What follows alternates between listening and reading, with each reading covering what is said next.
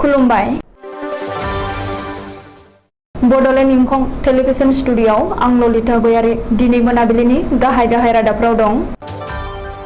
पवन कुमार बर' ठाकुरखौ आसामनि गोदान chief secretary महरै थिसनबाय। पुलिसआ गुबुन जायगायाव सिग्रोमनानै माब्रै 13 मोसौजों लोगोसे सानै सिमाग्लारखौ हमदों। गबिन्द बसुमतारीनि फरायसालिया 6थि गायसनथाइ सान फालिदों। बाक्सानि सावदुरफिथायाव फरायसा आफादनि 1 घन्टा धरना। मानास हाग्रामानि बासबारि रेन्जआव बुहुमनां मैदेर सान फालिदों। उत्तर प्रदेशआव नाव गोदोनानै सा 20नि जिउ खहा, सा 14आ गोमानानै दं। त्रिपुरायाव सिनाय मोनै दुथाङा कंग्रेस एमएलएखौ गाग्लोबनानै जोखोम खालामदों। उदांस्रि साननि सिगां दिल्ली पुलिसआ 2000 गोथां गुलि बोखांनो हादों। बिजनीआव हिन्जावसा गोजौ फरायसालिनि फरायसुलि आरो फोरोंगिरिफ्रा आजादी का अमृत महोत्सव हानजा सुरदों। उदांस्रि सोमावसारगिरि जितेन्द्रनाथ शर्माखौ बर्मा हिन्जावसा गोजौ फरायसालिनिफ्राय मान बाउदों। तामुलपुर पुलिस थानानिफ्राय खारखोमाबाय ड्राग्स लांग्राजों लोब्बा थानाय लाइमोना। दानिया फैदो आबुं रादाबाव।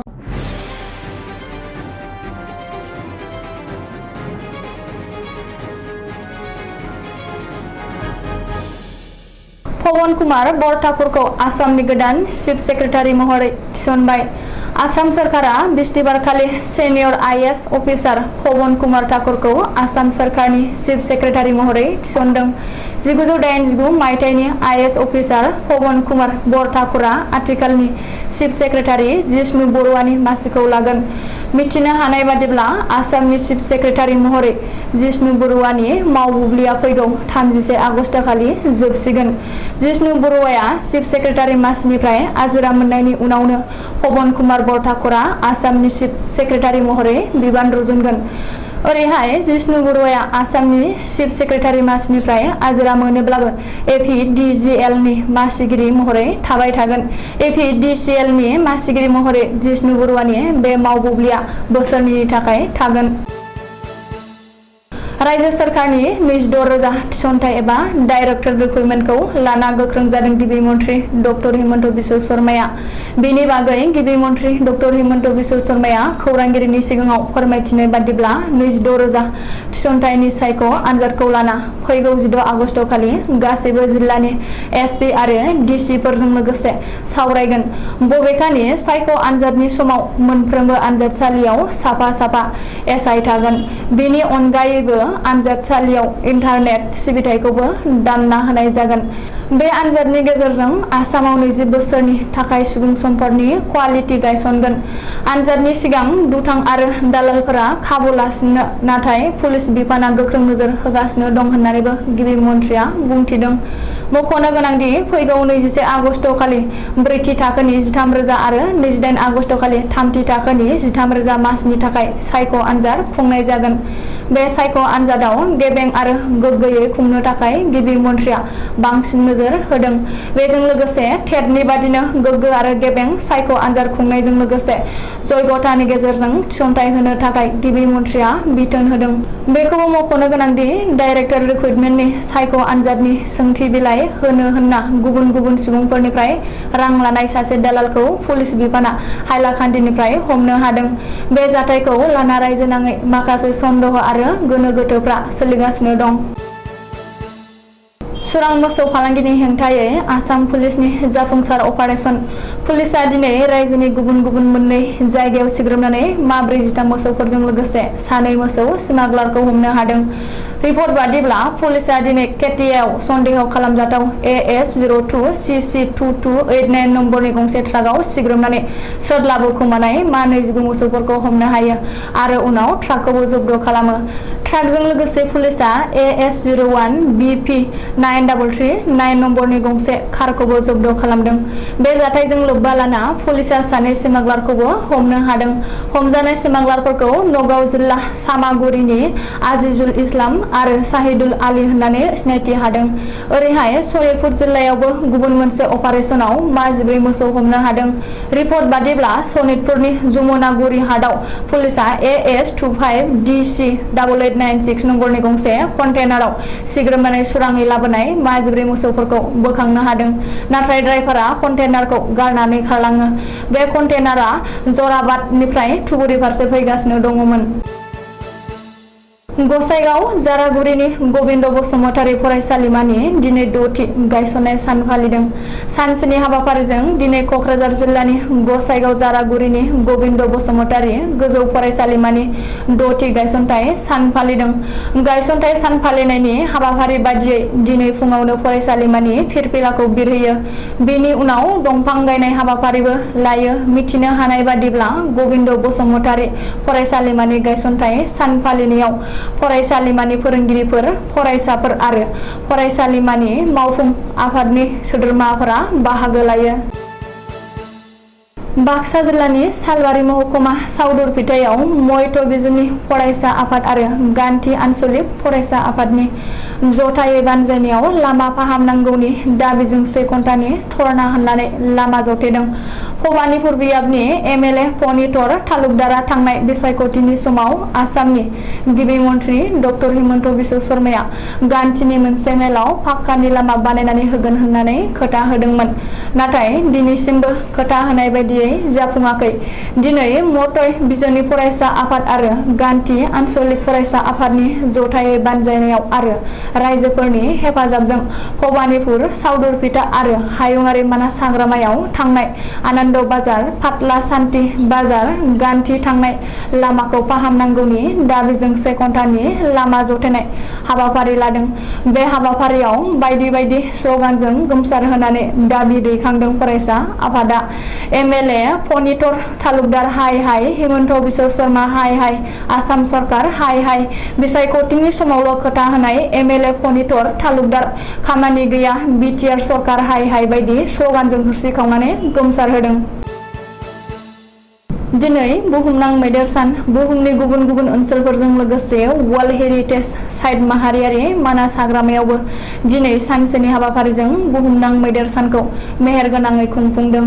माहारियारि मानास हाग्रामा बासबारि हाग्रामा ओनसोलनि महल केम्पआव बुहुमनां मैदेर सान फालिनाय जादों। फुंबिलि समनिफ्रायनो केम्पआव मोनसे समायना थासारि नुनो मोननाय जादों। फिसा गेदेर गासै मैदेरफोरखौ जयै केम्पआव लाबोनाय जादों। मैदेरफोरखौ बरायनानै लाबोनानै थुखैनानै साफा खालामनानै भेक्सिन होनायजों लोगोसे फिथाइ सामथाइ, जानाय मुवा बेसादफोर मैदेरनो जानाय आदार राननानै होनाय जादों। बोसोरफ्रोमबो खुंनाय बायदि देग्लायबो गाजा गोमजा रंजा बाजायै बुहुमनां मैदेर सानखौ मेहेरगोनाङै फालिदों। दिनैनि बे हाबाफारियाव माहारियारि मानास हाग्रामानि फिल्ड डाइरेक्टर फैब सिंह माथुरजों लोगोसे माहारियारि मानास हाग्रामानि गासै मावथि हान्जाफ्रा बाहागो लाफैदों। माहारियारि मानास हाग्रामायाव दिनै मोनसे समायना नुथाय नुनो मोननाय जादों। दिनैनि बुहुमनां मैदेर सानजों दिनावनो मानासनि गस गौरब बान्थानि थाखाय भारत सरकारजों सायख'जानाय गाहाय माउथ दन्देश्वर बर' बिथांनोबो केरालानि फ्रियार इलिफेन्ट रिजार्भआव दिनै बे समावनो बान्थाखौ गथायनाय जागोन। उत्तर प्रदेशनि बान्दायाव जमुना दैमानि गेजेराव नाव गोदोनानै गासै सा 20 नि जिउ खहा जादों आरो सा 14आ दासिम गोमानानै दं होननानै सुलुङाव फोरमायदों। उत्तर प्रदेशनि नखर बिफाननि एडिशनेल चिफ सेक्रेटारि आवानिसिना मिथिहोनाय बादिब्ला बृहस्पतिबारखालि बेलासिनि 5 रिंगासोआव जमुना दैमाखौ बारनानै बान्दानिफ्राय फातेहपुरसिम थांनाय गंसे नावआव गासै सा 36 हान्थियारिफोर दङमोन। नाथाय गेजेर ससेयाव थांनानै नावआ दैनि दाहारजों बुसोमजानानै नावआ गोदोनायाव बे जाथाया जादों। NDRF आरो SDRFआ जाथाय जानाय जायगायाव बृहस्पतिबारखालि मोनायावबो नागिरनानै गासै सा 20नि गोथै देहाखौ बोखांनो हादोंमोन नाथाय दासिमबो सा 14 गोमानानै दं होननानै मिथिहोदों। गाहाय मन्त्रि नरेन्द्र मदिआ टुइट खालामनानै गावनि गोथौ दुखु मोननायखौ नखरनिनो फोरमायहरदों आरो रायजो सरकारजों खौरां लाबाय थादों होननानै फोरमायबावदों। गिबि मन्त्रि योगी आदित्यनाथआबो बे जाथायनि सायाव दुखु फोरमायदों। नाव सालायग्रा नावारिखौ पुलिसआ आथिखालाव हमबाय होननानै मिथिहोदों। आगरतला समस्तिनि कंग्रेस एमएलए सुदीप रय बर्मनखौ सोरबा सिनाय मोनै दुथाङा गाग्लोबनानै गाज्रि जोखोम खालामदों। एमएलए सुदीप रय बर्मनजों लोगोसे त्रिपुरा प्रदेश कंग्रेस कमिटिनि मावफुं आफादगिरि सुशान चक्रवर्तीआबो लोगोआव दंफायोमोन। सानैबो गाज्रि जोखोम जादों। आथिखालाव सानैखौबो आगरतलानि जीपी फान्ड सिटी हस्पिटालाव देहा फाहामथायनि थाखाय थिसननाय जाबाय होननानै सुलुङाव फोरमायदों। बे जाथायनि थाखाय कंग्रेस दोलोआ बीजेपीनि आखाइ दं होननानै बीजेपी दोलोखौ दाय होदों। मख'नो गोनांदि थांनाय 2019 मायथाइयाव कंग्रेस दोलोखौ नागारनानै सुदीप रय बर्मनआ बीजेपी दोलोआव हाबहैदोंमोन। नाथाय बीजेपी दोलोआ हाबहैनायनि सुदीप रय बर्मनआ सुखुनाय मोनैनि 2022 नि फेब्रुवारि दानाव कंग्रेस दोलोआव हाबहैफिननानै आगरतला बिधान सभा बियाबनि उफ्रा बिसायख'थियाव कंग्रेस टिकेटजों एमएलए जाफिननो हादोंमोन। सुदीप रय बर्मनआ हादरनि राजधानी दिल्लीआव 76थि उदांस्रि साननि सिगां दिल्ली पुलिसआ सानजा बाहागो आनन्द बिहार ओनसोलनिफ्राय गासै 2000 गोथां गुलि बोखांनो हादों। बे जाथायजों लोब्बा गोनां गासै 6खौ पुलिसआ एरेस्ट खालामदों। हमजानायफोरनि गेजेराव मोनसे गान हाउसनि बिगोमाबो दंफायो। सानजा रेन्ज दिल्लीनि senior police officer SP Bikramjit सिंहआ खौरांगिरिनि सिगाङाव फोरमायनाय बादिब्ला बिसोरो हमजानायफोरा मोनसे क्रिमिनेल गेंनि सोद्रोमाजोब। बिसोरनि न'आ फारियै देहरादुन, रुड़की आरो जौनपुर ओनसोलाव होननानै पुलिसआ मिथिहोबावदों। पुलिसआ सेबनायाव बै 2000 गोथां गुलिखौ उत्तर प्रदेशनि राजधानी लखनऊआव लांगौमोन।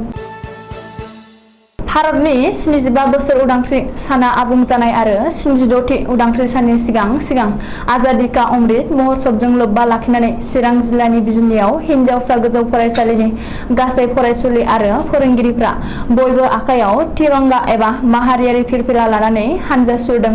दिनै शुक्रबारखालि फुंनि 6:30 रिंगायाव बे हानजा सुरनाय हाबाफारिखौ जागायो आरो बिजनी नोगोरनि गासै लामाखौ हानजा सुरखांनानै 8 रिंगायाव फोजोबो।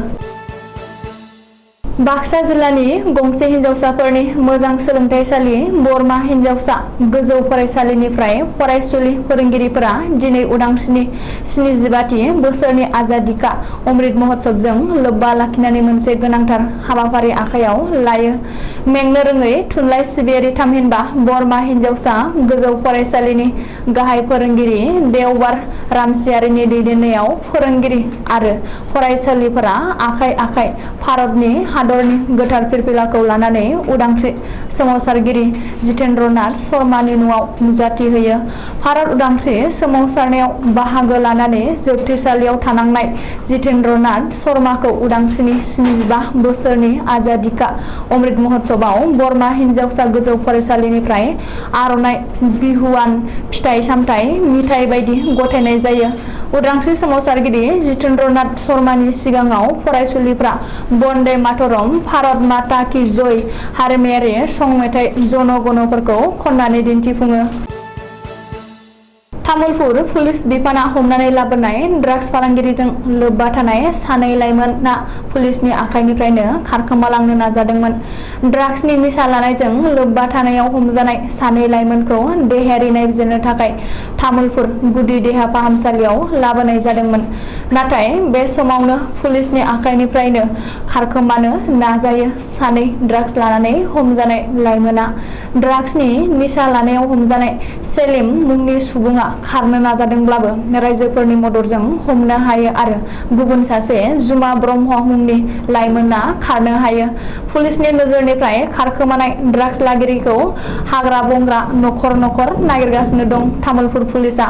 थारैनो साननो गोनांदि पुलिसनि आखाइनिफ्रायनो ड्राग्स लानायजों लोब्बा थानाय लाइमोनआ खारखोमादों। दिनै मोनाबिलिनि रादाबा एसेनोसै। गोजोन्थों।